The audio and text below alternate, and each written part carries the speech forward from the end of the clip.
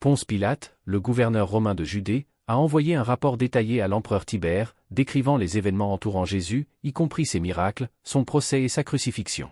Ce document révèle des détails inattendus, dont certains ne sont pas mentionnés dans les évangiles. Aujourd'hui, nous allons explorer une découverte archéologique cruciale, réalisée en 1961 par une équipe dirigée par Kathleen Canyon sur le site de Césarée-Maritime.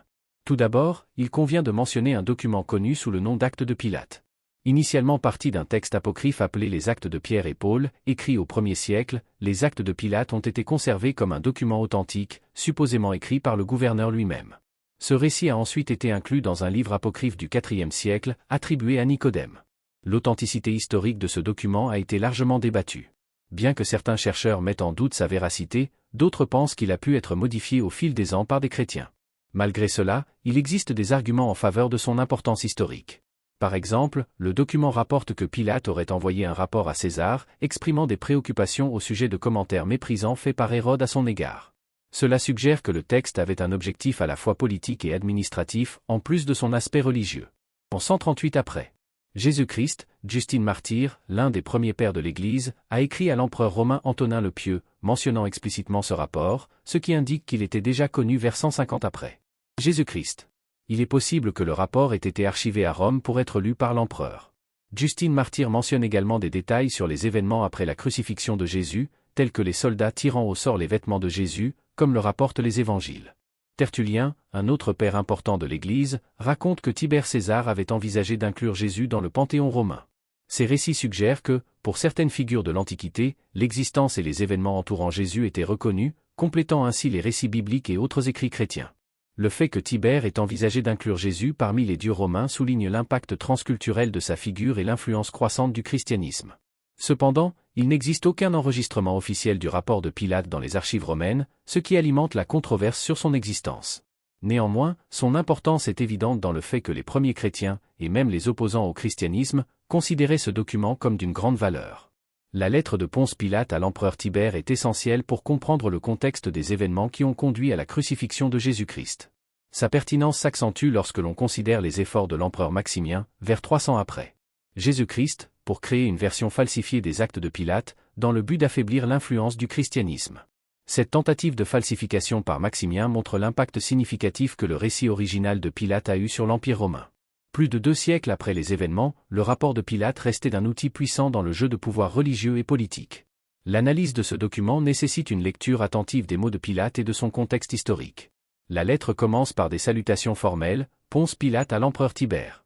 Salutations. Les événements récents dans ma province ont été d'une importance telle que je ressens le besoin de les détailler. Je ne peux m'empêcher d'exprimer mon inquiétude, car il semble que les dieux ne sont plus de notre côté. Je regrette profondément le jour où Valerius Gratus a quitté le gouvernement de la Judée. Jérusalem, en particulier, s'est révélée être une ville difficile à gouverner, avec son peuple enclin aux troubles et aux révoltes imminentes. Cet extrait, dans lequel Pilate exprime son inquiétude quant à la défense de la région, révèle une situation alarmante. Il mentionne qu'il n'y avait qu'un centurion et peu de soldats pour protéger une ville connue pour ses rébellions, ce qui suggère que l'autorité romaine était dangereusement affaiblie dans la région. La demande de renfort de Pilate au préfet de Syrie, qui à son tour avait du mal à protéger sa propre province, souligne l'étendue excessive de l'Empire romain et la pénurie de ressources militaires. Cela soulève des doutes sur la durabilité de l'Empire et la possibilité de son effondrement. De plus, le rapport de Pilate reflète la tension croissante entre l'administration romaine et les communautés juives, de plus en plus mécontentes de l'occupation. Ce mécontentement pourrait avoir influencé la décision de Pilate de traiter l'affaire de Jésus avec sérieux. Ces paroles résonnent avec les frustrations de son prédécesseur, Valerius Gratus, qui avait également rencontré des défis pour gouverner la Judée.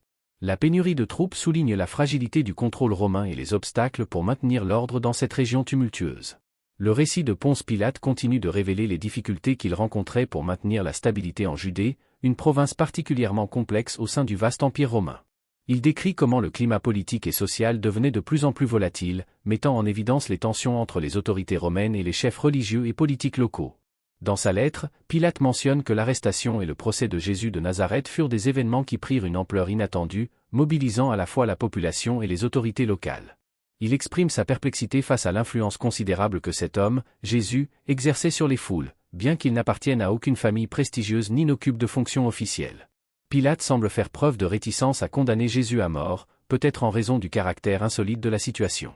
Selon le récit, il percevait Jésus comme un philosophe ou un leader spirituel, plutôt que comme une menace directe pour l'ordre public. Cependant, la pression des autorités religieuses juives, qui voyaient en Jésus un danger pour leur propre structure de pouvoir, contraignit Pilate à agir. Il rapporte à l'empereur Tibère qu'il tenta, à plusieurs reprises, de trouver une solution alternative à l'affaire. L'un des épisodes les plus emblématiques fut sa tentative de libérer Jésus lors de la Pâque, une coutume qui permettait de relâcher un prisonnier en signe de clémence. Cependant, à sa grande surprise, la foule, incitée par les leaders locaux, exigea la libération de Barabbas, un criminel notoire, plutôt que celle de Jésus. Pilate révèle également son dilemme moral face à la crucifixion. Selon lui, l'accusation principale contre Jésus, proclamée par les chefs religieux, était celle de blasphème, un crime religieux, non un crime contre Rome. Le gouverneur hésitait à répondre à cette demande, car, aux yeux de la loi romaine, Jésus ne semblait pas avoir commis de crime méritant la mort. Cependant, la crainte d'une révolte populaire et les répercussions politiques possibles de l'ignorance des demandes des autorités locales poussèrent Pilate à céder. Il se lava publiquement les mains, dans un geste symbolique, pour montrer que la responsabilité de la mort de Jésus ne lui incombrait pas, mais à ceux qui l'exigeaient. La lettre de Pilate à Tibère aborde également les répercussions de la crucifixion de Jésus, non seulement en Judée, mais dans tout l'Empire. Il note qu'après la mort de Jésus, des rumeurs sur sa résurrection commencèrent à se répandre rapidement, menant à la formation d'une secte qui serait plus tard connue sous le nom de « chrétiens ». Pilate mentionne que, bien qu'au début cette secte semblait inoffensive, sa popularité croissante pourrait éventuellement représenter un défi pour l'ordre établi. Pilate exprime son inquiétude quant à la possibilité que cette nouvelle foi se répande dans l'Empire et attire ceux qui étaient mécontents de la domination romaine. Il avertit Tibère que la crucifixion, au lieu d'étouffer le mouvement autour de Jésus, semblait avoir renforcé son attrait. Pour Pilate, cette réaction fut surprenante, et il craignait que l'émergence du christianisme puisse, à l'avenir, représenter une menace pour la stabilité de l'Empire. Alors que le rapport de Pilate approche de sa conclusion, il réfléchit à la fragilité de son gouvernement et à l'impact durable que les événements impliquant Jésus pourraient avoir. Pilate ne pouvait pas prévoir que, des siècles plus tard, le christianisme émergerait comme la religion dominante de l'Empire, transformant complètement la culture romaine et façonnant l'histoire de l'Occident.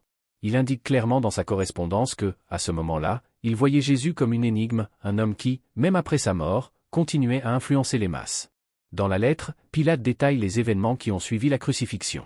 Il mentionne que l'exécution fut accompagnée de signes inhabituels, des rapports faisaient état d'une éclipse et d'un tremblement de terre qui se produisirent peu après la mort de Jésus. Ces phénomènes naturels furent interprétés par beaucoup comme des présages divins, ce qui ne fit qu'accroître la ferveur religieuse autour de la figure de Jésus.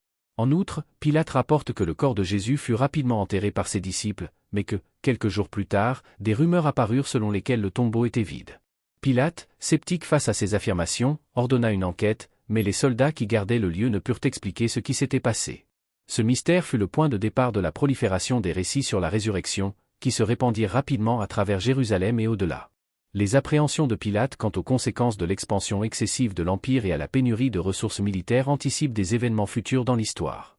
Ces questions éclairent le contexte plus large de l'histoire et mettent en lumière les défis auxquels l'Empire romain était confronté à cette époque.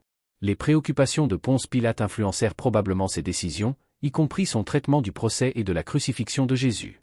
Son hésitation à crucifier Jésus peut être interprétée comme un reflet de la dynamique politique et sociale de l'époque, dans laquelle Pilate devait maintenir l'ordre tout en évitant une révolte qui pourrait avoir de graves répercussions pour son gouvernement. En analysant ce document, nous découvrirons comment la pénurie de troupes a joué un rôle clé dans la décision de Pilate d'ordonner la crucifixion de Jésus. Pilate mentionne un fait qui a retenu son attention, un jeune homme qui était apparu en Galilée prêchant une nouvelle doctrine au nom des dieux. Initialement préoccupé par la possibilité que ce jeune homme incite le peuple contre les Romains, Pilate réalisa rapidement que Jésus de Nazareth avait une attitude plus amicale envers les Romains qu'envers les Juifs. Pilate relate la rencontre qu'il eut avec Jésus près du site de Siloé, où il l'entendit prêcher à une foule. Il décrit Jésus avec une apparence céleste, des cheveux et une barbe dorée, et une expression sereine, contrastant avec les auditeurs juifs qui avaient des barbes sombres et une expression moins calme. Cela suggère une aura de paix entourant Jésus, qui contrastait avec la tension du moment. La description de Jésus avec des cheveux et une barbe blonde est unique parmi les documents historiques, ce qui soulève des questions sur ses particularités. Il est possible que ce détail ait été ajouté par des copistes ultérieurs, ou que Jésus ait réellement eu une apparence différente de celle de la plupart de ses contemporains. Il est difficile de le déterminer avec certitude, mais il est probable que ce soit une addition au fil des ans. En poursuivant le récit de Pilate, il décrit sa rencontre avec Jésus à Siloé. Bien que Pilate n'ait pas interrompu la prédication de Jésus à ce moment-là, il ordonna à son secrétaire, Manalo, de s'infiltrer dans le groupe et d'écouter plus attentivement. Familier avec la langue hébraïque et loyal envers Pilate, Manalo rapporta les paroles de Jésus d'une manière impressionnante. Jésus répondit à une question sur le paiement du tribut à César par une réponse sage. Rendez à César ce qui est à César et à Dieu ce qui est à Dieu. Pilate fut impressionné par la sagesse de ces paroles et décida de ne pas arrêter Jésus, car cela irait à l'encontre des principes de la justice romaine. Il accorda à Jésus une totale liberté, lui permettant de parler et de rassembler des partisans à sa guise. Cependant, cette liberté accordée à Jésus provoqua du mécontentement parmi les chefs religieux, en particulier parmi les riches et les puissants. Pilate observa que les plaintes concernant l'insolence de Jésus étaient constamment rapportées au prétoire, ce qui montrait une tension croissante entre Jésus et les autorités religieuses. Pilate fut averti que tout malheur pourrait s'abattre sur Jésus, car ce ne serait pas la première fois que Jérusalem lapiderait ceux qui se proclamaient prophètes. Si le prétoire ne rendait pas justice, on en appellerait à César. La réponse de Pilate, autorisant Jésus à poursuivre sa prédication, peut être vue comme une tentative de maintenir un équilibre entre les exigences du peuple et la stabilité politique. Une tâche particulièrement difficile dans une province aussi volatile que la Judée. Cependant, Pilate reçut des assurances du Sénat que sa conduite avait été approuvée et qu'il recevrait des renforts après la fin de la guerre en partie. Maintenant, tournons notre attention vers quelques articles relatifs à Pilate et ce qu'ils révèlent sur la mort de Jésus. L'un des plus importants est la pierre de Pilate, ou inscription de Pilate, un artefact découvert en 1961 près de Césarée-Maritime, en Israël. Cette pierre contient une inscription dédicatoire sur un bloc de calcaire, d'une grande importance, car elle fournit des preuves archéologiques de l'existence de Ponce Pilate, le gouverneur romain de Judée, mentionné dans les récits du Nouveau Testament sur le procès et la crucifixion de Jésus. L'inscription sur la pierre de Pilate dit, pour le divin Auguste Tibère, Ponce Pilate, préfet de Judée, a dédié ce texte. Bien que brève, cette inscription est l'une des rares preuves directes que nous ayons sur Pilate en dehors des récits bibliques, confirmant sa position et sa relation avec l'empereur Tibère. La pierre de Pilate a été retrouvée réutilisée comme matériau de construction dans un escalier menant à un théâtre sur le site. L'inscription en latin, gravée dans le bloc de calcaire, a permis aux archéologues de l'identifier. Cette découverte non seulement confirme l'historicité de Pilate, mais elle illustre également comment des fragments du passé peuvent être redécouverts et interprétés pour éclairer des événements anciens. La réutilisation de la pierre dans une construction ultérieure suggère que, même après l'ère de Pilate, sa mémoire et celle de son administration continuèrent à influencer la vie en Judée.